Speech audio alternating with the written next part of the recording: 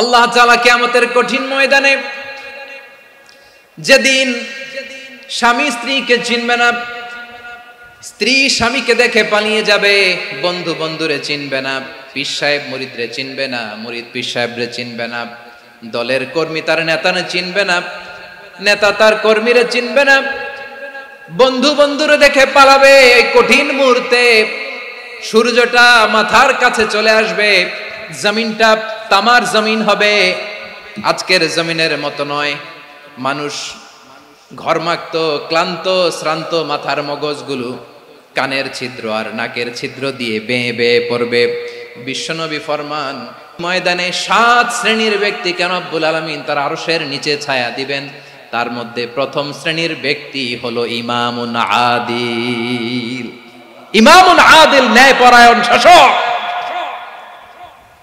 যে ইনসাফের সাথে বিচার করে, যে জাস্টিস সমাজে সার্ভ করে, যে সুশাসন নিশ্চিত করে, ওই ইমামুন আদিল। আদিল শব্দটা বুঝছেন না? ইন্নাল্লাহা ইয়া'মুরু বিল আদল, পাইছেন?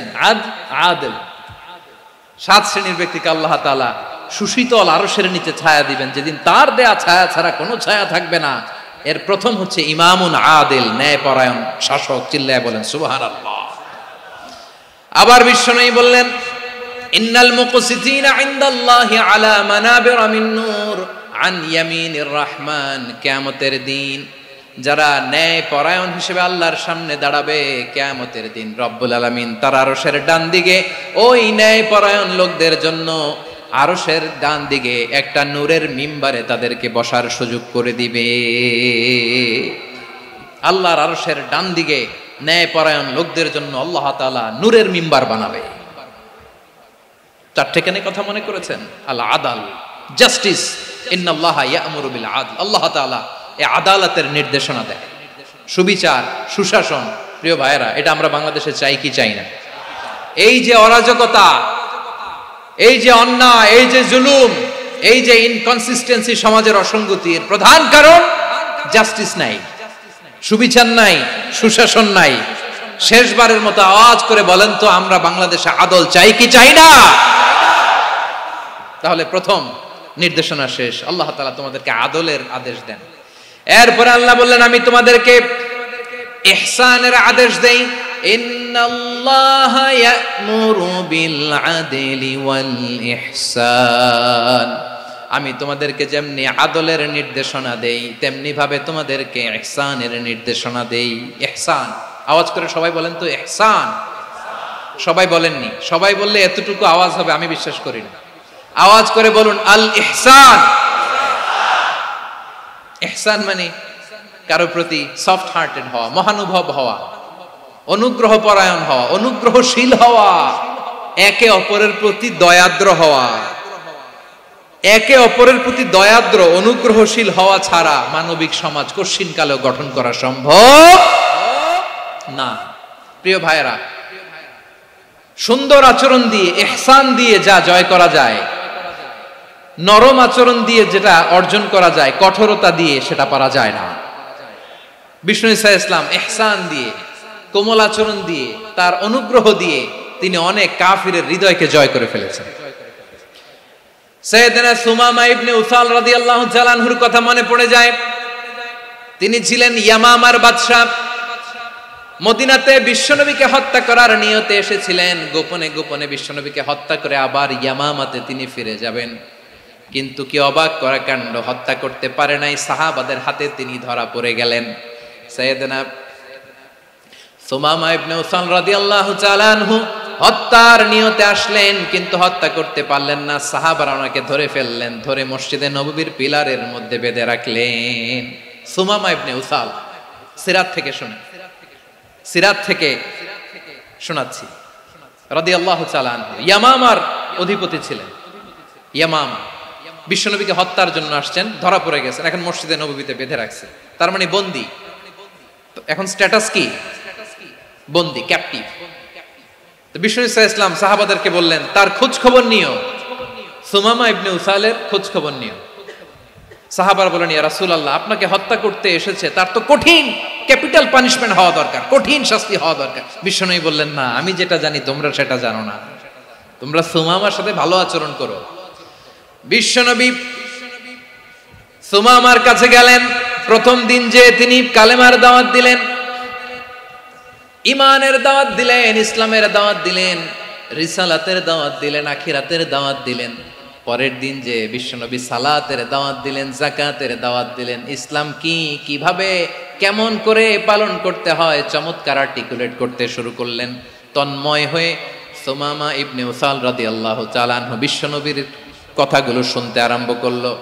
একদিন নয়, 2 দিন নয়, টানা 3 দিন বিশ্বনবী সুমামার কাছে ইসলামকে প্রেজেন্ট করেছেন, উপস্থাপন করেছেন। আওয়াজ করে বলেন, কয় দিন? 3 দিন। 3 দিন মসজিদে নববীতে বাধা। আর সাহাবীদেরকে বললেন, তার খোঁজ খবর নিও, তোমরা যে রুটি বানাও এর মধ্যে সবচেয়ে ভালো আটার রুটিটা তারে দিও, সবচেয়ে রিফাইন্ড খেজুর, যেটা পিওর খেজুর, এটা তারে দিও। আর বিশ্বনবী নিজের উট থেকে দুধ দহন করে ওনার বাড়ির এক কর্মচারীকে বলেছেন, দুধ দহন করে সুমামার জন্য নিয়ে যেও। সুবহানাল্লাহ পড়বেন না? সবাই তো অবাক, ইয়ামামা থেকে আসছে নবীকে হত্যা করতে, বিশ্বনবী দেখে তারে জামাই আদর করে, তাকে মজার মজার খাবার দিও, দুধ দিও, আদর আপ্যায়ন করো। একদিন নয়, 2 দিন নয়, টানা 3 দিন বিশ্বনবী এভাবে সুমামার কাছে যে ইসলামকে প্রেজেন্ট করতে আরম্ভ করলেন, ইসলামকে উপস্থাপন করতে শুরু করলেন। আর তাকে চমৎকার এন্টারটেইনমেন্ট, আপ্যায়ন দিতে আরম্ভ করলেন। টানা 3 দিন যখন ইসলামের দ্য বিউটিজ অফ ইসলাম, ইসলামের সুমহান বাণী, সৌন্দর্য তার কাছে উপস্থাপন শেষ, তাকে আপ্যায়ন শেষ, বিশ্বনবী বললেন সাহাবাদেরকে, যাও এবার সুমামার হাতের পায়ের রশি দুটো খুলে দাও। সাহাবারা বললেন, ইয়া রাসূলুল্লাহ, কি বলেন আপনি? ও তো হত্যাকারী, সুযোগ পায় নাই, আপনারে মারতে পারে নাই, ছেড়ে দিলে আবার ও আপনার উপর তলোয়ার নিয়ে ঝাঁপিয়ে পড়বে। নবী, এই সিদ্ধান্ত আপনি নিতে যাবেন না। বিশ্বনবী বললেন, যেটা বলেছি সেটা করো, সুমামার রশিগুলো ছেড়ে দাও, সুমামার হাতে পায়ের রশিগুলো যে তোমরা খুলে দাও। সাহাবারা তর্ক জুড়ে দিলেন, লা ইয়া রাসূলুল্লাহ, এমনটা করবেন না, তো ভয়ঙ্কর, ভয়ঙ্কর খুনি, কি জানি কি হয়ে যায়। বিশ্বনবী বললেন, না, তার হাতে পায়ের রশিগুলো খুলে দাও। সাহাবারা বিশ্বনবীর কথা মতো তার হাতে পায়ের রশিগুলো খুলে দিল। সুমামা মুহূর্তের মধ্যে মসজিদে নববী থেকে বের হয়ে ইয়ামামায় ফিরে না যে মসজিদে নববীর পাশে একটা খেজুর বাগান ছিল, সেখানে চলে গেলেন। সেখানে একটা ছোট্ট কুয়া ছিল, কুয়ার পানি দিয়ে তিনি গোসল করলেন। সুবহানাল্লাহ পড়েন।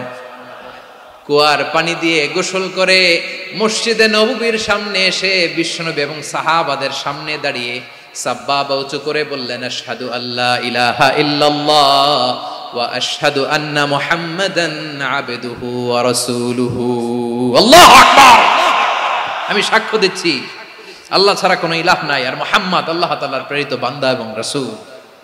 প্রিয় ভাইয়েরা, ইহসান দিয়ে যা জয় করা যায়, কঠোরতা দিয়ে সেটা কঠিনকালেও জয় করা যায় না। আওয়াজ করে বলেন ঠিক কি না? এবার সুমামা দাঁড়িয়ে বলে, ওগো নবী, আমি তো কালিমা পড়ে মুসলমান হয়ে গেলাম, এবার শোনেন, এই মুহূর্তের আগে আপনার চেহারার চাইতে নিকৃষ্ট কোনো চেহারা আমার কাছে ছিল না, কিন্তু শাহাদা পাঠ করার পরে আপনার চেহারার চাইতে উত্তম শ্রেষ্ঠ কোনো চেহারা আমার কাছে আর নাই। ও নবী, আজকের দিনের আগে ইসলাম ধর্মের চেয়ে নিকৃষ্ট অপছন্দনীয় কোনো ধর্ম আমার কাছে ছিল না, কিন্তু এই মুহূর্ত থেকে ইসলামের চেয়ে সেরা শ্রেষ্ঠ পছন্দনীয় কোনো ধর্ম আমার কাছে নাই। নবী গো, আজকের দিনের আগে মদিনার চাইতে অপছন্দনীয় নিকৃষ্ট কোনো শহর আমার কাছে ছিল না, কিন্তু এই মুহূর্তের পর থেকে মদিনার চাইতে কোনো শ্রেষ্ঠ শহর আমার জানা নাই। সে ছিল গমের বড় ডিলার, গম বেচতো। কি বেচতো? তার গম কিনে মক্কার লোকেরা রুটি খাইতো। সে ঘোষণা দিল, আজকে থেকে মক্কাবাসীদের জন্য সব গম আমি হারাম করে দিলাম, মক্কাবাসী এখন না খেয়ে মরে। সুবহানাল্লাহ পড়বেন না? মক্কাবাসী বিশ্বনবীর কাছে আসলেন, এসে বললেন, মুহাম্মদ, আমরা তো তোমার ভাই, তোমার চাচা, তোমার ভাতিজা, তোমার আত্মীয়, তুমি সুমামারে বলো সে যেন আবার গমের সাপ্লাই মক্কার জন্য অনুমতি দিয়ে দেয়। বিশ্বনবীর অনুমতি ক্রমে সুমামা আবার মক্কাতে গম পাঠাতে শুরু করলো। পড়েন সুবহানাল্লাহ। ইহসান, ইহসান দিয়ে আপনি যেটা জয় করতে পারবেন, you can win the heart of your enemies. ইহসান দিয়ে আপনি আপনার শত্রুর হৃদয়কে জয় করতে পারবেন। আওয়াজ করে বলেন ঠিক কি না? এজন্য আল্লাহ বললেন, ওয়া আনফিকু ফি সাবিলিল্লাহি ওয়ালা তুলকু বিআইদিকুম ইলাত তাহলুকা ওয়া আহসিনু ইন্নাল্লাহা ইউহিব্বুল মুহসিনিন। তোমরা আল্লাহর রাস্তায় দান করবে আর নিজেরা নিজেদেরকে ধ্বংসের হাতে ঠেলে দিও না। তোমরা একে অপরের প্রতি ইহসান করবে, কারণ ইহসানকারীদেরকে আল্লাহ বড্ড ভালোবাসেন। সুবহানাল্লাহ পড়েন। আবার সূরা রহমানে আল্লাহ বললেন, হাল জাযাউল ইহসানি ইল্লাল ইহসান ফাবিআইয়ি আলা, সবাই পড়েন, ফাবিআইয়ি আলাই রাব্বিকুমা তুকাযযিবান। ইহসানের প্রতিদান হিসেবে ইহসানি হয়। বিশ্বনবী সুমামার প্রতি যেমন ইহসান করেছেন, সুমামাও ঠিক তেমন ইহসান ফিরিয়ে দিয়েছে। ঠিক কিনা বলেন? তাহলে এক নম্বরে হচ্ছে আদ, ন্যায় বিচার। দুই নম্বরে সবাই বলে ইহসান, সদাচরণ। ইহসান দুই ধরনের প্রিয় ভাইরা, ইহসান ফিল ইবাদা, ইহসান ফিল মুআমালা। ইহসান ফিল ইবাদা হচ্ছে একাগ্র অনুভবে ইবাদতে ডুব দেওয়া, এর নাম ইবাদতের ইহসান। সুবহানাল্লাহ পড়ো। বিশ্বনবী বলেন ইহসান মানে কি জানো নাকি? হাদিসে জিবরিলে সাইয়েদনা জিবরিল আলাইহিস সালাম বিশ্বনবীকে বললেন, আখবিরনি আনিল ইহসান। নবী আমাদেরকে বলেন ইহসান মানে কি? বিশ্বনবী বললেন, আনতা আবুদাল্লাহা কাআন্নাকা তারাহু ফাইন লাম তাকুন তারাহু ফাইন্নাহু ইয়ারাক। ইহসান মানে হলো এমন ভাবে তুমি আল্লাহর সামনে নিজেকে উজাড় করে ইবাদত করবে, তুমি ভাববে তুমি আল্লাহকে দেখতে পাচ্ছ। আর এটা যদি ভাবা তোমার জন্য কঠিন হয়ে যায়, অন্তত এতটুকু তুমি ভাববা যে আল্লাহ তোমাকে দেখতে পাচ্ছেন। ঠিক কিনা বলেন? ও আমার বীর চট্টলার ভাইয়েরা, কেউ যেটা দেখে না সেটা দেখে কে? এই বিশ্বাস হৃদয়ের মধ্যে আছে? নামাজে যখন দাঁড়ান এই ফিলিংসটা আনা যাবে? হ্যাঁ, এশার সালাত তো এখনো হয় নাই না? আলোচনা শেষে এশার সালাত এখানে অনুষ্ঠিত হবে, তাই না? আচ্ছা বলুন তো, আমরা এশার সালাত পর্যন্ত বেঁচে থাকবো এই গ্যারান্টি আছে কার কার? হাত তোলেন। কয়েকজন হাত তুলছে পেছনে, না বুঝে তুলে ফেলছে। এশা পর্যন্ত যে আমরা হায়াত পাবো কোনো গ্যারান্টি আছে? সবাই আওয়াজ করে বলেন, গ্যারান্টি আছে? গ্যারান্টি নাই। এজন্য বিষ্ণু ইসলাম বলেছে এমন ভাবে নামাজে দাঁড়াও, ইবাদত করো, মনে করো হতে পারে এটাই আমার জীবনের শেষ নামাজ। পারফর্ম দ্য সালাহ as if this is your last and final prayer. এমন ভাবে সালাতে দাঁড়াও, ভাবো হতে পারে এটাই তোমার জীবনের শেষ নামাজ। এমন ভাবে নামাজে দাঁড়াও, ভাবো এটাই শেষ নামাজ। তাহলে নামাজে একাগ্রতা বাড়ায় দিবে কে? ফলে ইবাদতের ইহসান আমাদের অর্জিত হবে। আর মুআমালাতে ইহসান হলো, বিশ্বনবী বলেন, ইন্নাল্লাহা তাবারাকা ওয়া তাআলা কাতাবাল ইহসানা আলা কুল্লি শাই ফাইদা কাতালতুম ফাআহসিনুল কিতলা ওয়া ইযা যাবাহতুম ফাআহসিনুয যাবহা ওয়ালিয়ুহিদ্দা আহাদুকুম শাফরাতাহু ওয়ালিয়ুরিহ যাবিহাতাহু। ইহসান দুই ধরনের। আওয়াজ করে বলতে হবে, কয় ধরনের? সবাই বলুন আওয়াজ করে, কয় ধরনের? একটা হচ্ছে ইহসান ফিল ইবাদা, ইবাদতে ইহসান।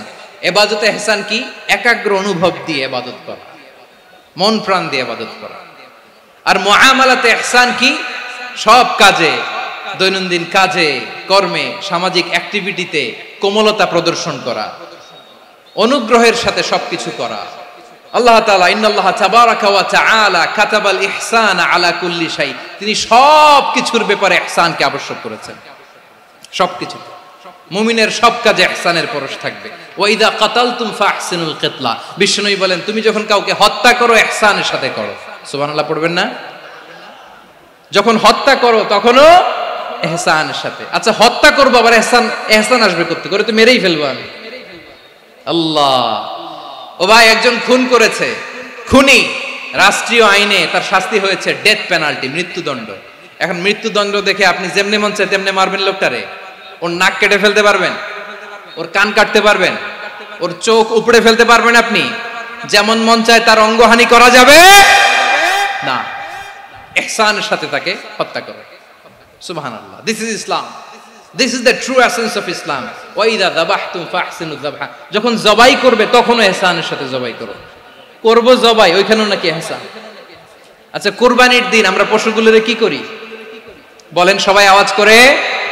জবাই। জবাই মানে তো এটার মেরেই ফেলতেছি, একটু পরে তো টুকরো টুকরো করে গোশতগুলো খাবো, এটা তো খাবো, এটা তো মেরেই ফেলবে। বিষ্ণু বলে না, জবের মধ্যেও মুমিনের জবের ভেতরেও ইহসানের পরশ থাকা চাই।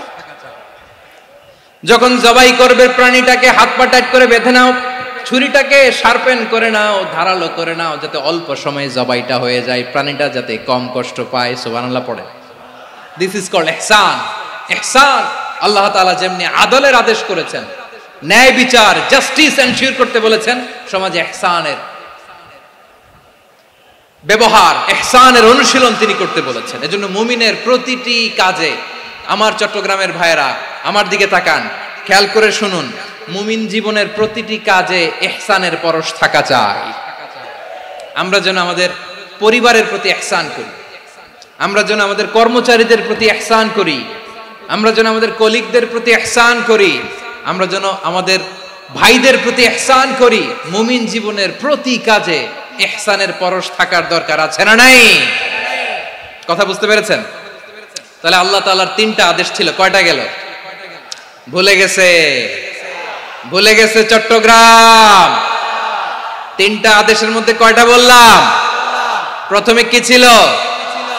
আদল। 2 নম্বরে, 3 নম্বরে রব্বুল আলামিন বললেন ওয়া ইতাইদিল কুরবা, নিকটাত্মীয়দেরকে দান করো।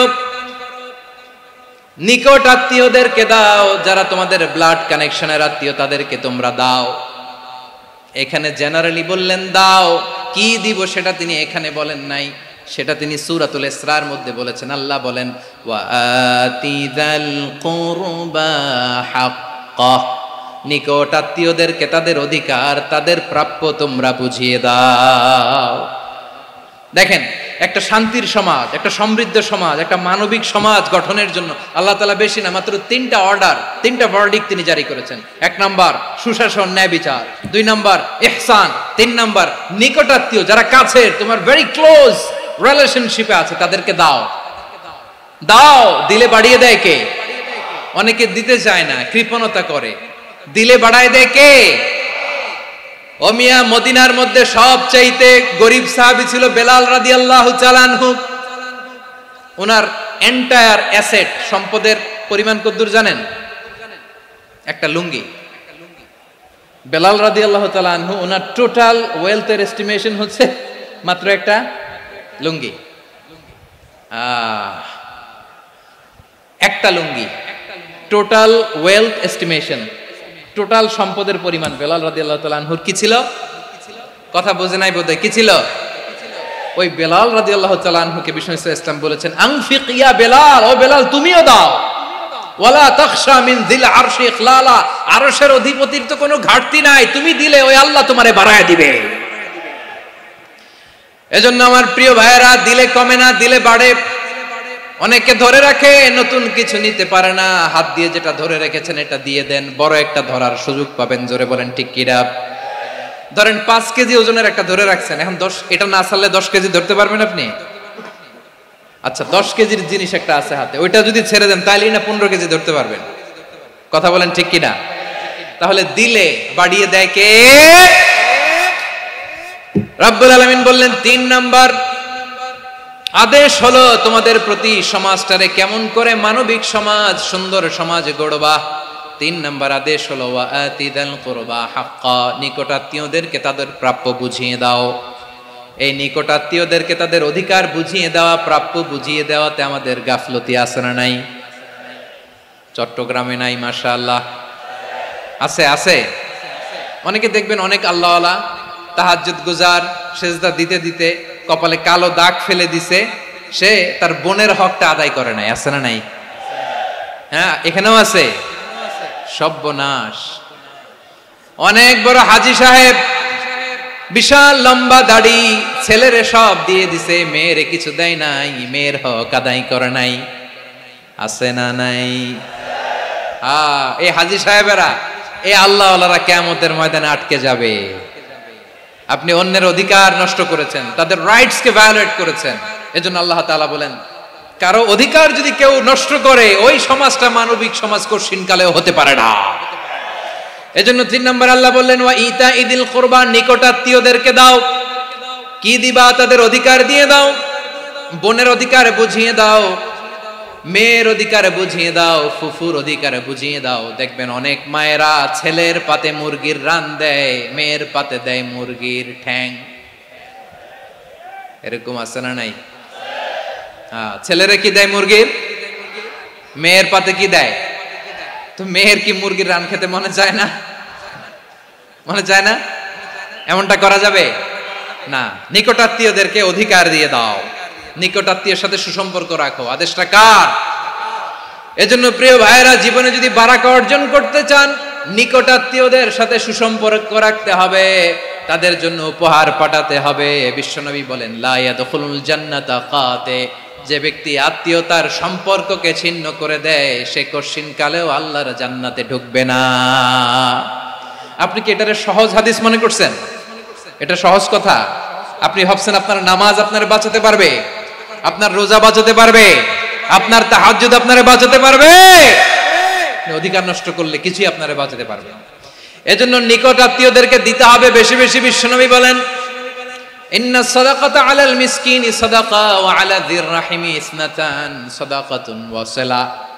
মিসকিন রে দান করলে শুধু দানের সওয়াব হয়, নিকট আত্মীয়কে দান করলে দুইটার সওয়াব হয়, সাদাকার সওয়াব হয়, আবার আত্মীয়তার বন্ধন অটুট রাখার সওয়াব হয়ে যায়। আবার বিশ্বনবী বললেন, মান সাররাহু আইয়ুবসাতা লাহু ফি রিজকিহি ওয়া ইউনসা লাহু ফি আসারিহি ফালইয়াসিল রাহিমা। যে ব্যক্তি তার রিজিকের প্রশস্ততা চায় আর হায়াতে বরকত চায়, সে যেন তার আত্মীয়ের সাথে সুসম্পর্ক রাখে। আমার প্রিয় চট্টলার ভাইয়েরা, আমাদের রিজিক বাড়ুক, এটা আমরা চাই কি চাই না? সবাই চান? হ্যাঁ, আমাদের রিজিকে প্রশস্ততা আসুক, চাই কি চাই না?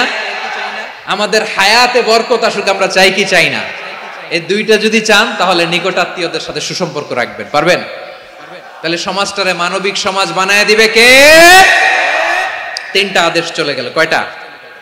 আওয়াজ করে বলেন। 1 নম্বরে কি ছিল? 2 নম্বরে, 3 নম্বরে নিকট আত্মীয়দেরকে দান। আপনাদেরকে আরো শোনার আগ্রহ আছে? আপনাদের মনোযোগ আছে না গেছে? কষ্ট হচ্ছে না? মাশাআল্লাহ, মাশাআল্লাহ। তাকবীর পড়ুন, লিল্লাহি তাকবীর।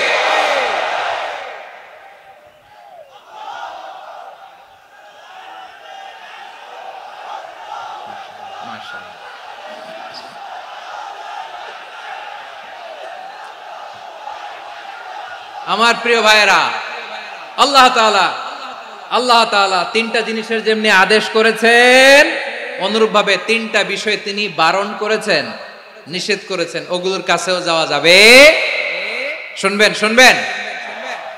রাব্বুল আলামিন বলেন, ওয়ায়ানহা আনিল ফাহশাই ওয়াল মুনকারি ওয়াল বাগি। আমি যেমনি তিনটি বিষয়ে আদেশ করলাম, অনুরূপভাবে তিনটি বিষয়ে বারণ করলাম, নিষেধ করলাম। আমার 1 নাম্বার নিষেধাজ্ঞা হলো অশ্লীলতার প্রতি। ফাহশা, ওয়ায়ানহা আনিল ফাহশা। আল্লাহ তাআলা অশ্লীলতাকে নিষেধ করেছেন। কোন জিনিসকে? সবাই বলুন, কোন জিনিসকে? যত ধরনের, যত টাইপের, যত ক্যাটাগরির অশ্লীলতা হতে পারে, সব অশ্লীলতাকে হারাম করেছেন কে? ফাহশা মানে কি? কথায়, কাজে, আচরণে, কমেন্ট, ফেসবুকের কমেন্টসে যত ধরনের নোংরামো আছে, যত ধরনের অশ্লীলতা আছে, এটাকে আরবিতে বলে ফাহশা। এটাকে কি বলে? রাব্বুল আলামিন বলেন, কুল ইন্নামা হাররামা রাব্বিয়াল ফাওয়াহিশা মা যাহারা মিনহা ওয়া মা বাতান। ও নবী, আপনি বলে দেন, আমার রব প্রকাশ্য, অপ্রকাশ্য, স্পষ্ট কিংবা অস্পষ্ট, দৃশ্যমান কিংবা অদৃশ্যমান সব অশ্লীলতাকে হারাম করেছেন। সব ধরনের অশ্লীলতা হারাম, সব ধরনের। আল্লাহ তাআলা আমাদেরকে অশ্লীলতা থেকে বাঁচান, অশ্লীলতা থেকে তিনি আমাদেরকে হেফাজত করুক। পড়েন আমিন। এবার বলেন, আমাদের সমাজে অশ্লীলতা আছে না নাই? চট্টগ্রামে নাই? আমি কই নাই, ওনারা বলে আছে। দেখছেন, আমি সামহাও বাঁচায় দেওয়ার ট্রাই করতেছি, ওনারা বলে আছে। অশ্লীলতা নানা ভাবে, নানা নামে, নানা মোড়কে আমাদের সমাজে আছে না নাই? সংস্কৃতির নামে, ফ্যাশনের নামে, বিনোদনের নামে, উপন্যাসের নামে, কনসার্টের নামে অশ্লীলতা আছে না নাই? আপনি দেখেছেন কনসার্টগুলোর অবস্থা? এই যে আতিফ আসলাম যে আসছে আমাদের দেশে, তারপর কে কে আসছে, আমাদের তরুণ তরুণীরা, আমাদের যুবক যুবতীরা, আমাদের জেনজিরা, কি অবস্থা ওইখানে? হ্যাঁ, কি অবস্থা? কে বাঁচাবে ওদের? কে রক্ষা করবে ওদের ইমানের, ওদের চরিত্রের হেফাজতের গ্যারান্টি কে দিবে? কনসার্টের নামে অশ্লীলতা আছে না নাই? ছেলে মেয়ে একে অপরকে জড়ায় ধরতেছে, একে অপরকে চুমু খাচ্ছে প্রকাশ্যে, দিবালোকে, গণমানুষের সামনে। আল্লাহ তাআলা এই অশ্লীলতা থেকে আমাদেরকে বেঁচে থাকতে বলেছেন, বেঁচে থাকতে বলেছেন। রূপালী জগতের নামে অশ্লীলতা আছে না নাই? এই টার্মটা আপনারা জানেন না? রূপালী জগৎ কি জগৎ? আসলে কি রূপালী জগৎ না অন্ধকার জগৎ? আমার বোনেরা, আপনাদেরকে যে কি বলে তারা বুঝায়, রূপালী জগৎ শুনেই আপনি ভরকে যাবেন না। রূপালী জগতে যে নারী যত বেশি উলঙ্গ, সে নাকি তত বেশি সাহসী। জানেন, বলে এটা একটা সাহসী নারী, খুব সাহসী পদক্ষেপ তার। যত বেশি শরীর থেকে কাপড় নামাতে পারবে, যত বেশি বস্ত্রহীন হয়ে নিজেকে প্রেজেন্ট করতে পারবে, সে নাকি তত বেশি সাহসী। আমার চট্টলার ভাইয়েরা, শয়তানের প্রথমে এজেন্ডা ছিল বনি আদমকে বস্ত্রহীন করা। সে আদম এবং হাওয়া আলাইহিস সালামকে নিষিদ্ধ গাছের ফল খাইয়ে তাদেরকে বস্ত্রহীন করেছে। এই জামিনেও সে আমাদেরকে বস্ত্রহীন করতে চাইবে। এই রূপালী জগতের নামে তারা এটা করে। আমার প্রিয় বোনেরা, আপনি জানেন না আপনার দাম কত? ওরা আপনাদেরকে বিজ্ঞাপনের সস্তা পণ্য বানাতে চায়। ওরা আপনাদেরকে ওদের ভোগের লিপসার টুলস বানাতে চায়। ওরা আপনাদেরকে দিয়ে ওদের খায়েশ পূরণ করতে চায়। এটা আপনাদের জন্য মোটেও ডিগনিটি নয়, এটা আপনাদের জন্য সম্মান নয়। আপনার সম্মান শালীনতায়, আপনার সম্মান হেজাবে, আপনার সম্মান ভদ্রতায়, আপনার সম্মান আপনার ডিসেন্ট পোশাকে। পোশাক বলে দেয় এই নারীটা ভদ্র না অভদ্র। পোশাক বলে দেয় এই মেয়েটা কোন ঘরের মেয়ে। আওয়াজ করে বলেন ঠিক কিনা? আপনি জানেন না, আপনার এই সস্তা পণ্য বানায়, ভোগের পণ্য, বিলবোর্ডে আপনাকে উলঙ্গ করে উপস্থাপন করে। এই অশ্লীলতার সাথে ইসলামের কোনো সম্পর্ক। এজন্য আল্লাহ বলেন, আমি অশ্লীলতাকে হারাম করেছি। অশ্লীলতাকে হারাম করার প্রথম কারণ হলো এর মাধ্যমে মানবতাকে অপমানিত করা হয়। কারণ মানুষের সম্মান মানুষের পোশাকে। মানুষ যখন পোশাকহীন হয়ে যায়, বস্ত্রহীন হয়ে যায়, তার সম্মান কমে যায়। ঠিক কিনা? অশ্লীলতাকে হারাম করার প্রথম কারণ হচ্ছে মানুষ মানুষকে অপমান করে। একটা নারী, সে তো সম্মানিত। নারী যে কত সম্মানিত, নারীরা এটা বুঝেই নাই। বিশ্বনবী বলেন, আর দুনিয়া কুল্লুহা মাতা ওয়া খায়রু মাতা'আদ দুনিয়া আল মারআতু সালিহা। আমার বোনেরা, 5টা প্যান্ডেলে আপনারা এলইডিতে আমার আলোচনা শুনছেন, আমি জানি। আপনাদের এই গর্ভ যে কত দামি আপনি জানেন না। আপনার পেট থেকেই আসবে আগামী দিনের সালাহুদ্দিন আল আইয়ুবী। আপনার পেট থেকেই আসবে অনাগত দিনের ইমাম মাহদী আল মুনতাযর। আপনার পেট থেকেই আসবে অনাগত দিনের ফয়সাল, ওয়াসিম, মুগ্ধ, আবু সাইদের মতো বীর যোদ্ধা।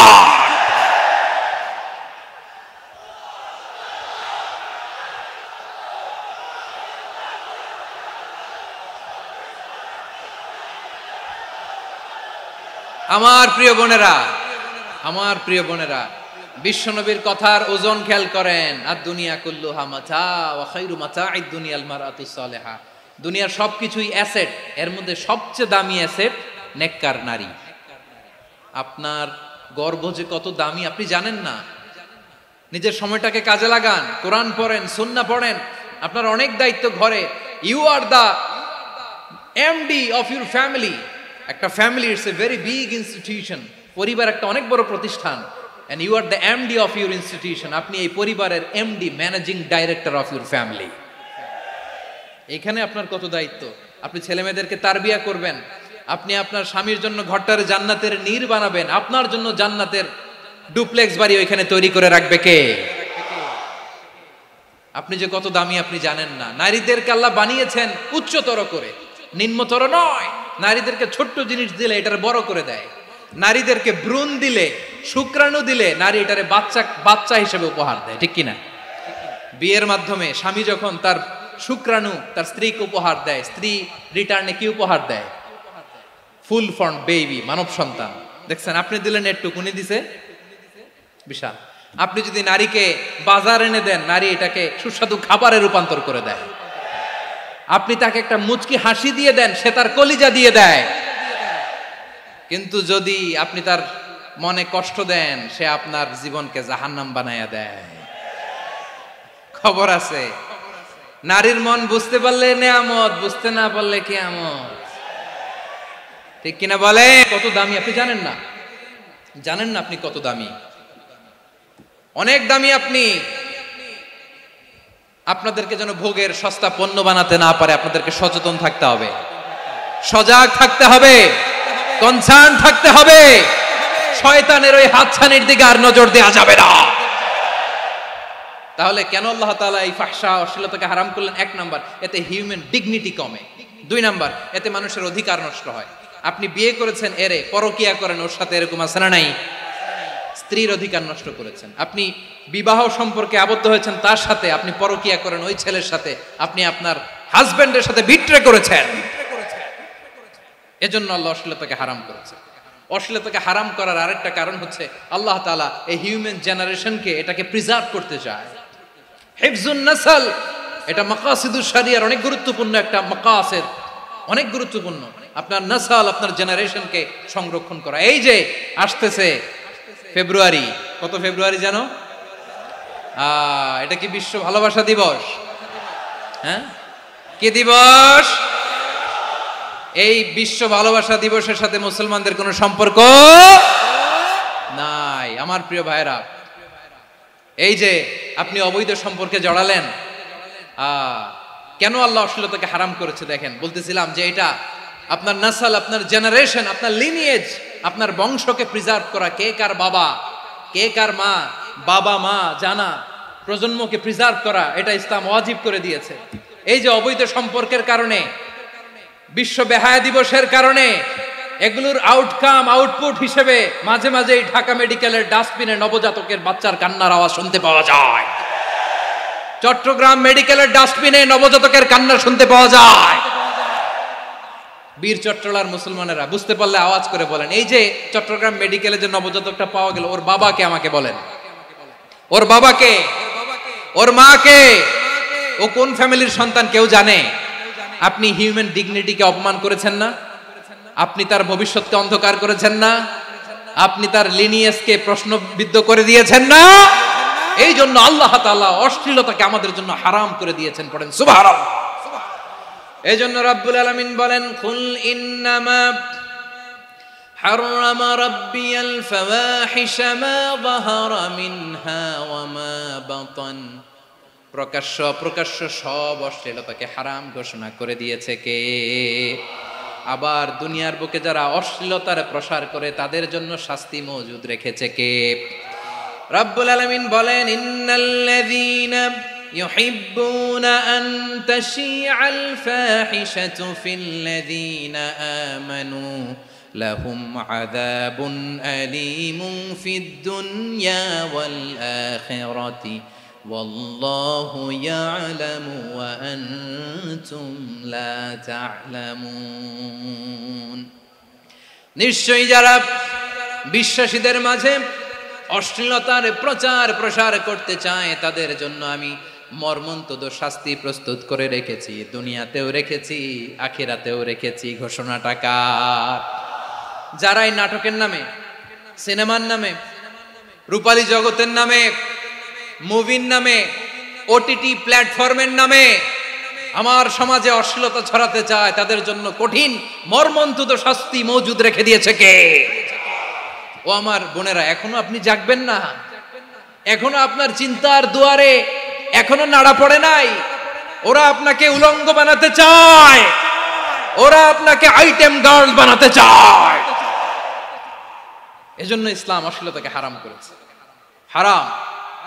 ইসলাম বলেছে যোজন যোজন দূরে থাকো, ওরা বলে না কাছে আসো, কাছে আসার গল্প, ক্লোজ আপ ওয়ান, কাছে আসার গল্প আছে না নাই? চট্টগ্রামে তো এগুলো নাই মাশাআল্লাহ। হ্যাঁ, এখানেও আছে ক্লোজ আপ ওয়ান, কাছে আসার গল্প। আল্লাহ বলেন ওয়ালা তাকরাবুজ জিনা, কাছেও এসো না, জিনা থেকে যোজন যোজন কিলো দূরে থাকো, ওরা বলে কাছে আসার গল্প। আমার বীর চট্টলার ভাইয়েরা, কাছে আসতে হলে আমরা কোরআনের কাছে আসব, কাছে আসতে হলে নবীর কাছে আসব, কাছে আসার গল্প হবে আমার রবের কাছে আসার গল্প। চিল্লায় বলো ঠিক কিনা?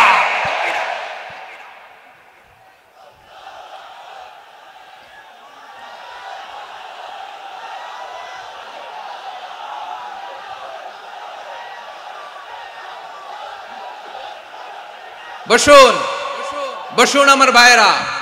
তাহলে অশ্লীলতার সাথে আমাদের কোনো সম্পর্ক?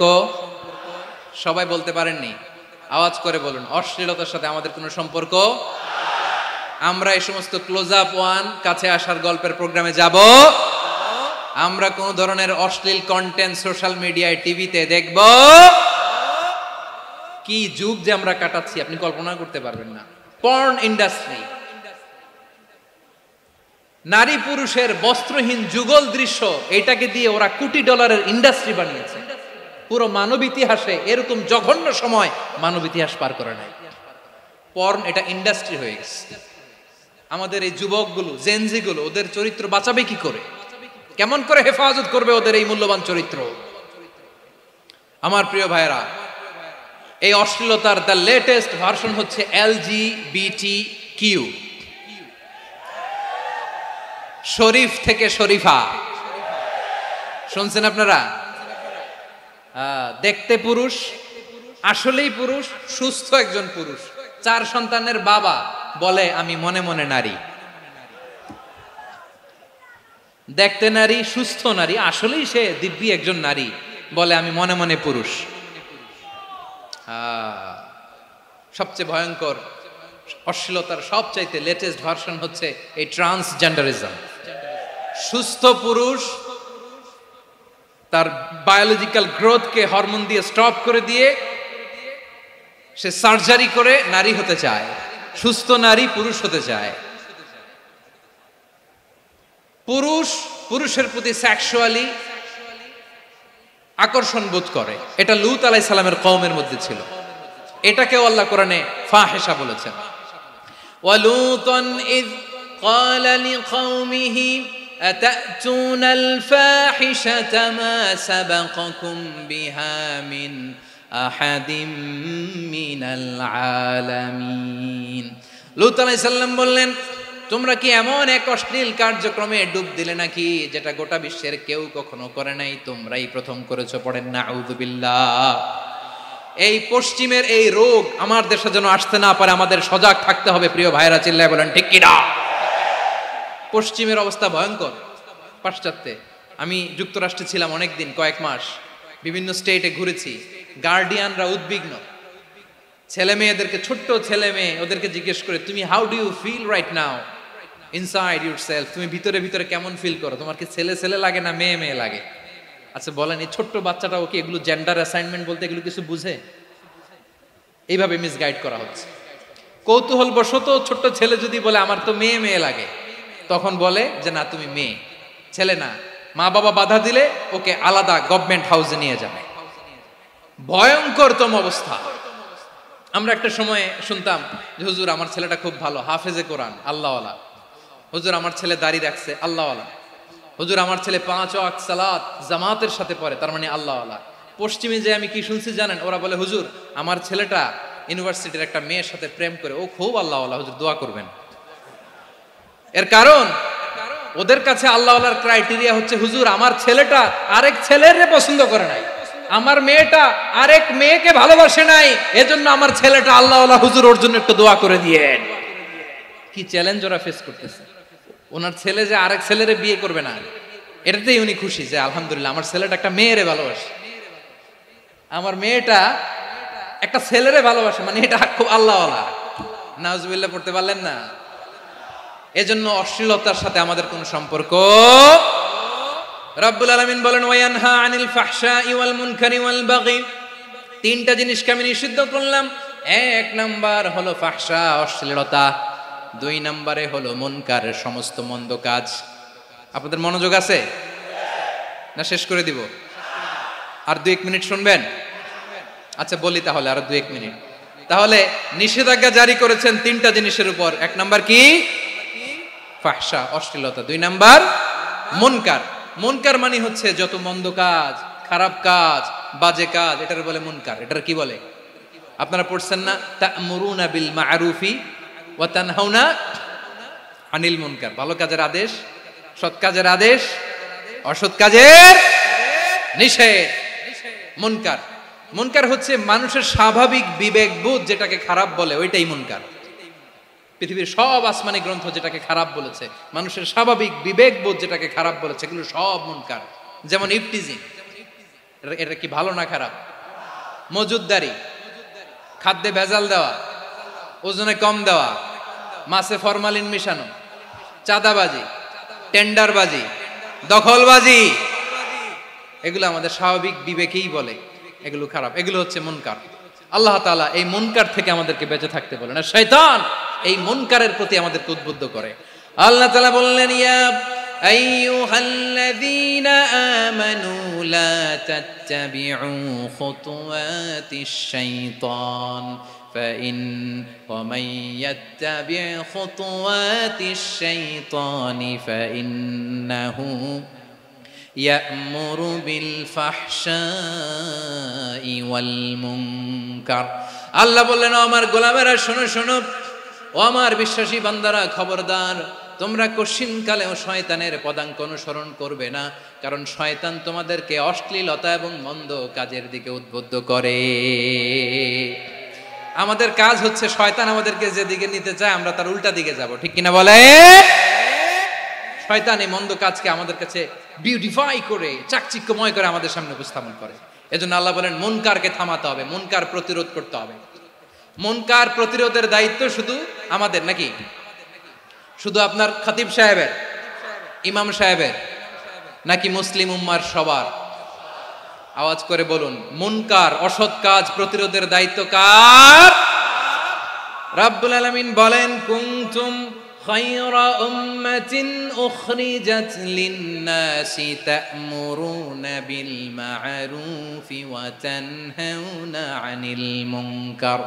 তোমাদেরকে শ্রেষ্ঠ জাতি করে জমিনের মধ্যে আবির্ভূত করা হয়েছে, যাতে করে তোমরা জমিনের ভেতরে সৎ কাজের আদেশ করতে পারো আর অসৎ কাজের নিষেধ করতে পারো। উম্মাহ কুনতুম খায়রা, তাহলে গোটা উম্মার দায়িত্ব, এটা বুঝতে পারছেন তো? আচ্ছা, আরো নিচে আসেন। এরপরে আল্লাহ বললেন, শুধু উম্মাহ না, এই জমিনের রাজত্ব আমি যাদের হাতে দেই, এই জমিনের মালিক আমি যাদেরকে বানিয়ে দেই, যাদেরকে আমি সরকারের দায়িত্ব দেই, তাদেরকেও মুনকার প্রতিরোধের দায়িত্ব দিয়েছে কে? আল্লাহ বলেন, যারা ক্ষমতার মসনদে বসেছে তাদেরকে 4 দফা কর্মসূচি আমি আল্লাহ দিলাম। আওয়াজ করে বলেন, কয় দফা? আল্লাহ বলেন, আল্লাযীনা ইম্মাক্কান্নাহুম ফিল আরদি আকামুস সালাতা ওয়া আতাউয যাকাতা ওয়া আমারু বিল মা'রুফি ওয়া নাহাউ আনিল মুনকার ওয়ালিল্লাহি আকিবাতুল উমুর। যারা এই জমিনের উত্তরাধিকার হয়েছে তারা 4 দফা কর্মসূচি নিয়ে সামনে আগাবা। সালাত কায়েম করবা, যাকাত আদায় করবা, সৎ কাজের আদেশ দিবা, অসৎ কাজ থেকে মুনকার প্রতিরোধ করবা। আদেশটা কার? আমার প্রিয় চট্টলার ভাইরা, পুরো উম্মার দায়িত্ব মুনকার প্রতিরোধ করা, সরকার প্রধানের দায়িত্ব মুনকার প্রতিরোধ করা। এরপর আল্লাহ বলেন, প্রতিটা ফ্যামিলির যিনি প্রধান সিইও বাবা, প্রত্যেক বাবারও দায়িত্ব এই মুনকার প্রতিরোধ করা। আওয়াজ করে বলেন ঠিক কিনা? যেমনটি সাইয়েদনা লুকমান আলাইহিস সালাম ওনার কলিজার টুকরা সন্তানকে আদেশ করেছেন, ইয়া বুনাইয়া আকিমিস সালাতা ওয়া'মুর বিল মা'রুফি ওয়ানহা আনিল মুনকার। পড়েন সুবহানাল্লাহ। বাবা ছেলেকে সবক দিচ্ছে। কে সবক দিচ্ছে? কাকে? লুকমান আলাইহিস সালাম ছেলেকে বলতেছে, ওরে আমার কলিজার টুকরা সন্তান, ওরে আমার বাছা, নামাজ কায়েম করবা, সৎ কাজের আদেশ দিবা, আর মুনকার প্রতিরোধ করবা, অসৎ কাজ সমাজ থেকে খারাপ কাজকে ঝেঁটে বিদায় করে দিবা। তাহলে দেখেন আমি স্টেপ বাই স্টেপ নামলাম। পুরা উম্মার দায়িত্ব, জমিনের উত্তরাধিকারী আল্লাহ যাদেরকে বানিয়েছেন সরকার, তাদের দায়িত্ব, প্রতিটি ফ্যামিলির প্রধানের দায়িত্ব, এরপরে বিশ্বনবী বলেন সচেতন প্রতিটি মুসলিমের দায়িত্ব সমাজ থেকে মুনকারকে উৎখাত করা। বিশ্বনবী বলেছেন মান রাআ মিনকুম মুনকারান ফালিয়ুগাইয়িরহু বিয়াদিহি ফাইন লাম ইয়াস্তাতি ফাবিলিসানিহি ওয়া ইন লাম ইয়াস্তাতি ফাবিকলবিহি ওয়া যালিকা আযআফুল ঈমান। সমাজে যে মুনকার দেখবে, খারাপ কাজ দেখবে, সে যেন হাত দিয়ে সেটাকে থামায়। কি দিয়ে? আপনাদের তো হাত নাই না? হাত আছে, হাত আছে। ওরা যেই হাত দিয়ে অন্যায় করে ওইটা প্রতিরোধের জন্য আমাদেরও হাত আছে না নাই? থামাতে হবে, থামাতে হবে।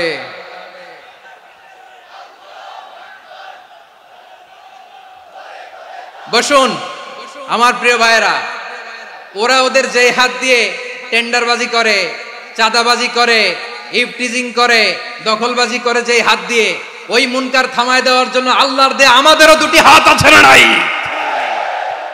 আমাদেরও হাত আছে, থামাইতে হবে, থামাইতে হবে, হিম্মত করতে হবে। আমার প্রিয় ভাইয়েরা, না থামালে আমরাই ডুববো শেষমেশ। আমাদের বাঁচার জন্য হলেও থামাইতে হবে। রব্বুল আলামিন বলেন ওয়াত্তাকু ফিতনাতাল লা তুসিবান্নাল্লাযীনা যালামু মিনকুম খাসসা। ও আমার গোলামেরা, ওই আযাবকে ভয় করো যে আযাব যখন আমি জমিনের বুকে পাঠাই শুধু জালেমদেরকেই মারি না, আলেমদেরকেও মারি। আযাব যখন আসে তখন শুধু জালিমই মরে না, আলেমও মরে। জানেন মুসা আলাইহিস সালামের পায়ে একবার একটা লাল পোকা কামড় দিয়েছে, লাল পিঁপড়া। লাল পিঁপড়া কামড় দিলে খুব আরাম লাগে না? কি লাগে?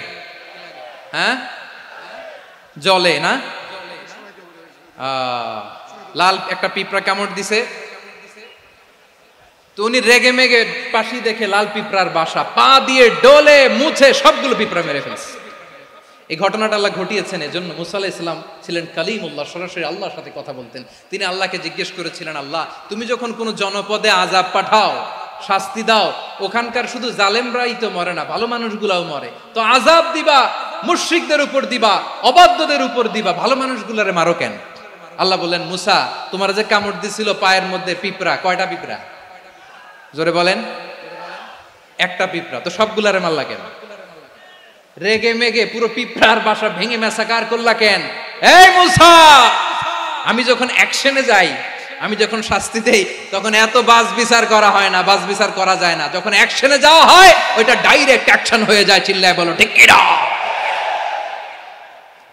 এজন্য আমাদের বাঁচার জন্য হলেও এই পাপ থামাতে হবে, এই শয়তানের অট্টহাসি থামাতে হবে, অন্যায় অপরাধ সমাজ থেকে আমাদের থামাতে হবে। কারণ আযাব আসলে ওরাও মরবে, আমরাও মরব। একটা জাহাজ 2 তলা, আপনি আছেন 2য় তলায়। শুনতেছেন? শুনতেছেন? জাহাজ কয় তলা? আপনি কোন তলায়? 2য় তলায়। নিচের তলার কিছু লোক জাহাজের তলা ছিদ্র করতে আরম্ভ করছে। কি ছিদ্র করতেছে? আচ্ছা, জাহাজের তলা ছিদ্র করলে তলা দিয়ে কি ঢুকে? এখন আপনি যদি বলেন আমার কি, আমি তো 2 তলায়, আমার কি, আমি তো সেফ, আমি ইন দ্য সেফ জোন, আমি তো ভালো আছি, আমি তো ভালো আছি, ওরা ছিদ্র করে ওরা মরবে। আসলে কি শুধু ওরা মরবে, নাকি তলা ফুটো হলে ভিতরে পানি ঢুকলে আপনারও শরীর সমাধি হবে? তলা দিয়ে যখন পানি ঢুকবে, জাহাজ ঢুকলে আপনিও মরবেন। এজন্য নিজে মরার আগে ওই পাগলগুলোর নিচতলায় যে থামাতে হবে। চিল্লায় বলেন ঠিক কিনা? এজন্য আল্লাহ বললেন মুনকার প্রতিরোধের দায়িত্ব সমাজের টপ টু বটম সবার, পুরো উম্মার দায়িত্ব, সরকার প্রধানের দায়িত্ব, প্রতিটি ফ্যামিলির প্রধান বাবার দায়িত্ব। বিশ্বনবী বললেন প্রতিটি সচেতন মুসলিমের দায়িত্ব। এজন্য মুনকার প্রতিরোধ করার দরকার আছে না নাই? সমাজে এই যে ইফটিজিং হয়, আপনার বোনের বয়সী একটা মেয়েকে কিছু বখাটে টিটকারি করে, এই বলে সেই বলে, নোংরা কথা বলে, রাস্তায় দেখেও আপনি পাশ দিয়ে না দেখার মতো চলে যান কেন? আপনি দাঁড়ান না কেন? আপনি দাঁড়ালেই তো থেমে যাবে, কারণ সত্যের যে শক্তি তার সামনে মিথ্যা মুখ থুবড়ে পড়ে। আপনার সামনে ও কিছুই না, নাথিং। আপনি দাঁড়ান, ওকে প্রশ্ন করেন যে আমার বোনকে তুমি ডিস্টার্ব করো কেন? আপনাকে দেখে আরো 5 জন দাঁড়াবে, 5 জনকে দেখে আরো 10 জন দাঁড়াবে। আমাদের নীরবতা আর আমাদের নিশ্চুপ থাকাই জালিমদেরকে আরো শক্তিশালী জালিম বানিয়েছে। এজন্য মুনকার প্রতিরোধের দায়িত্ব আমাদের সবার। টেন্ডারবাজি, চাঁদাবাজি, দুর্নীতি, অপরাধ, দখলদারিত্ব, মজুদদারি, এগুলো সব কিছু একসাথে প্রতিরোধ করতে হবে, ঠিক কিনা বলেন? একটা মানবিক সমাজ যদি চাই, প্রতিরোধ করতে হবে। প্রিয় ভাইয়েরা, আল্লাহর শপথ নিয়ে বলি, এই নাসিহাতগুলো সবার জন্য, সব দলের জন্য, সব মতের মানুষের জন্য। আমরা কোনো দলের প্রতি মানুষকে ডাকি না, আমরা ডাকি ইসলামের দিকে। সব দলের, সব মতের, সব মানুষদেরকে আমরা আহ্বান জানাই, আসুন আমরা একটা সুন্দর সমাজ বিনির্মাণ করি। এই যে নতুন বাংলাদেশের এক সুযোগ এসেছে, আর জীবনে হয়তো আসবে না, সামনের 100 বছর এই সময় আসবে না। আসুন দেশটাকে আমরা সাজাই, আসুন আমরা দুর্নীতি বন্ধ করি, আসুন আমরা চাঁদাবাজি বন্ধ করি, আসুন আমরা দখলদারিত্ব বন্ধ করি, আসুন আমরা এক দল আরেক দলকে নিশ্চিহ্ন করার যে রাজনীতি, এটা বন্ধ করি। সব দলের প্রতি আমার আহ্বান। আমি কিছুদিন আগে একটা নিউজ দেখলাম, ওই যে লন্ডনে বসে জনাব তারেক রহমান সাহেবকে আমি ধন্যবাদ দিতে চাই। উনি সংবাদ শোনা মাত্রই ওনার দলের অনেক চাঁদাবাজকে উনি বহিষ্কার করেছে। I do appreciate. প্রতিটি দলের এরকম ইনিশিয়েটিভ নেওয়ার দরকার আছে না নাই? যে কোনো দলে এই প্র্যাকটিসটা থাকার দরকার আছে না নাই? চাঁদাবাজদের সাথে আপনারা নিজেদেরকে মুক্ত ঘোষণা করবেন যে এরা আমার দলের কর্মী হতে পারে না। আমরা চাঁদাবাজ মুক্ত বাংলাদেশ চাই, জুলুম মুক্ত বাংলাদেশ চাই, ফ্যাসিজম মুক্ত বাংলাদেশ চাই, গুণ খুন খারাপি মুক্ত বাংলাদেশ চাই। আমরা নতুন ভোরের বাংলাদেশ চাই। ওই বাংলাদেশ পাওয়ার জন্য মুনকার প্রতিরোধে, অন্যায় প্রতিরোধে যদি বাঘের বাচ্চার মতো, আবু সাইদের মতো 2 হাত উঁচু করে বুককে টান টান করে প্রসারিত করে দাঁড়াতে হয়, রাজি আছো মুসলমান? কারা কারা রাজি? আল্লাহকে হাত দেখিয়ে প্রতিজ্ঞা করো।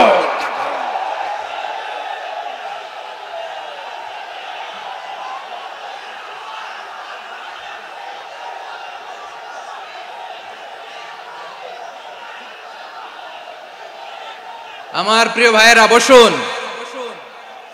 বসুন আমার ভাইয়েরা। রাব্বুল আলামিন বলেন, ওয়ায়ানহা আনিল ফাহশাই ওয়াল মুনকারি ওয়াল বাগি ইয়াইদুকুম লাআল্লাকুম তাযাক্কারুন। বসুন। আল্লাহ বললেন, আমি অশ্লীলতাকে নিষেধ করি, আমি সব ধরনের মন্দ কাজকে নিষিদ্ধ করি, সব শেষে আমি সীমা লঙ্ঘনকে তোমাদের জন্য নিষিদ্ধ করি। আলোচনা মনে আছে তো, না ভুলে গেছেন? নিষিদ্ধ করেছেন কয়টা জিনিস? 1 নম্বরে অশ্লীলতা, 2 নম্বরে মুনকার তথা সব মন্দ কাজ, 3 নম্বরে আল বাগি, সীমা লঙ্ঘন, ক্রসিং দ্য লিমিট। সীমা লঙ্ঘন করা ভালো না। We all should know our limits. চিল্লায় বলেন ঠিক কিনা? একই আয়াতে আল্লাহ বললেন, কুল ইন্নামা হাররামা রাব্বিয়াল ফাওয়াহিশা মা যাহারা মিনহা ওয়া মা বাতানা ওয়াল ইসমা ওয়াল বাগিয়া বিগাইরিল হক। অন্যায় ভাবে যে অবাধ্য হয়, যে সীমা লঙ্ঘন করে, তাদেরকেও আমি এটা হারাম করে দিলাম। সীমা লঙ্ঘন করা হারাম, সীমা লঙ্ঘন করা হারাম। আল্লাহ বারবার আমাদেরকে ওয়ার্নিং দেয়। যখন আমরা থামি না তখন আল্লাহ ধরে, আর যখন ধরে তখন ছাড়ে না। ধরে না, ধরলে আল্লাহ। ফেরাউনকে কিন্তু হুট করে ধরে নাই, আপনারা জানেন 9 বার ওয়ার্নিং দিয়েছে। ফেরাউনকে আল্লাহ তাআলা ওয়ার্নিং দিয়েছিল কয়বার? বীর চট্টলার বীর সেনানীরা আওয়াজ করে বলেন, ফেরাউনকে ধরার আগে ওয়ার্নিং দেওয়া হয়েছিল কয়টা? রাব্বুল আলামিন বলেন, ওয়ালাকাদ আতাইনা মূসা 9 আয়াতিন বাইয়িনাত। 9টা মুআজিজা দেখিয়েছি। 1 2 3 বারবার এইভাবে রিমাইন্ডার, ওইভাবে রিমাইন্ডার, এইভাবে নসিহাত, ওইভাবে দাওয়া। ফাকুলা লাহু কাওলান লাইয়িনা, নরম করে বলো, সফট করে বলো, যত ওয়ে হতে পারে দাওয়া মেথডোলজি। মূসা আলাইহিস সালামের সব অ্যাপ্লাই শেষ। 10ম বারে যে আল্লাহ ধরছে, 10ম বারে যে ধরেছে। এজন্য আল্লাহ বলেন, আমি সীমালঙ্ঘনকে পছন্দ করি না। কোরআনের অন্য আয়াতে বাগীকে বলা হয়েছে আল ইতিদা, সীমা লঙ্ঘন যারা করে তাদেরকে আল্লাহ বলেছেন মুতাদিন। وقاتلوا في سبيل الله الذين يقاتلونكم ولا تعتدوا إن الله لا يحب المعتدين। আমি সীমা লঙ্ঘনকারীদেরকে কোশ্চিন কালেও পছন্দ করি না। আমরা যেন সীমা লঙ্ঘন না করি, রাজি আছেন তো? যে কোনো ক্ষেত্রে ইবাদতে যেন সীমা লঙ্ঘন না করি। অনেকে আমরা ইবাদতে সীমা লঙ্ঘন করে ফেলি। বিশ্বনবী সাল্লাল্লাহু আলাইহি ওয়াসাল্লাম যেটা শিখিয়েছেন এর বাইরে যে অতিরিক্ত বুজুর্গ হতে চায় এরকম আছে না নাই? করা যাবে না, কোনো ক্ষেত্রেই সীমা লঙ্ঘন করা যাবে, এমনকি যুদ্ধ ক্ষেত্রেও না। বিশ্বনবী সাল্লাল্লাহু আলাইহি ওয়াসাল্লাম বলেন খবরদার যুদ্ধ ক্ষেত্রেও সীমা লঙ্ঘন করো না। কি সুন্দর ইসলাম আমরা পেয়েছি। বিশ্বনবী বলেন খবরদার যুদ্ধের ময়দানে কোনো নারীর গায়ে হাত তোলো না, কোনো শিশুর গায়ে হাত তোলো না, কোনো গবাদি পশু হত্যা করো না, কোনো শস্য ক্ষেত্র ধ্বংস করো না, ইবাদতরত অন্য ধর্মের কোনো সন্ন্যাসীর গায়ে হাত তুলো না। বলেন সুবহানাল্লাহ। তাহলে আমরা সীমা লঙ্ঘন করতে পারবো? প্রিয় ভাইরা, একটা সুখী সমৃদ্ধ শান্তির সমাজ, মানবিক সমাজ যদি আমরা গঠন করতে চাই, আমাদের আল্লাহর দেয়া কয়টা আদেশ মানতে হবে বলেন দেখি? সবাই বলেন কয়টা? আর বেঁচে থাকতে হবে কয়টা জিনিস থেকে? আওয়াজ করে বলেন কয়টা? আচ্ছা, আদেশ নাম্বার 1 কি ছিল বলেন? আল্লাহর আদেশ কি? 1 নাম্বার আদাল, ন্যায়পরায়ণতা। আমরা সুবিচার, সুশাসন, ন্যায় বিচার চাই কি চাই না? 2 নম্বরে কি ছিল? মাশাআল্লাহ, আওয়াজ করে বলেন 2 নম্বরে কি ছিল? ইহসান। আমরা যেন সবার প্রতি দয়া পরবশ হই, ইহসান করি। 3 নম্বরে কি ছিল? নিকটাত্মীয়দের দান করা, তাদের অধিকার প্রাপ্য বুঝিয়ে দেওয়া। পাশাপাশি 3টা জিনিস থেকে আল্লাহ বারণ করেছেন, নিষেধ করেছেন। তার প্রথমটা ফাহশা, অশ্লীলতা। অশ্লীলতার সাথে আমাদের কোনো সম্পর্ক। আজকের এই ঐতিহাসিক চট্টগ্রামের প্যারেড ময়দান থেকে আমরা যত ধরনের মা যাহারা মিনহা মা বাতান, প্রকাশ্য অপ্রকাশ্য, দৃশ্যমান অদৃশ্যমান, সব অশ্লীলতা থেকে নিজেদেরকে মুক্ত ঘোষণা করলাম। অশ্লীলতাকে আমরা না বলে দিলাম। আওয়াজ করে সবাই বলুন নো। অশ্লীলতার সাথে আমাদের কোনো সম্পর্ক। 2 নম্বর নিষেধাজ্ঞা কি ছিল? আল মুনকার, সমাজের যত মন্দ কাজ এগুলোকে আমরা প্রতিরোধ করব। রাজি আছেন তো সবাই? 3 নম্বরে আল বাগি, সীমালঙ্ঘন। কোন মুসলিম সীমালঙ্ঘন করে না, এমনকি যুদ্ধ ক্ষেত্রেও না। আওয়াজ করে বলেন ঠিক কি না?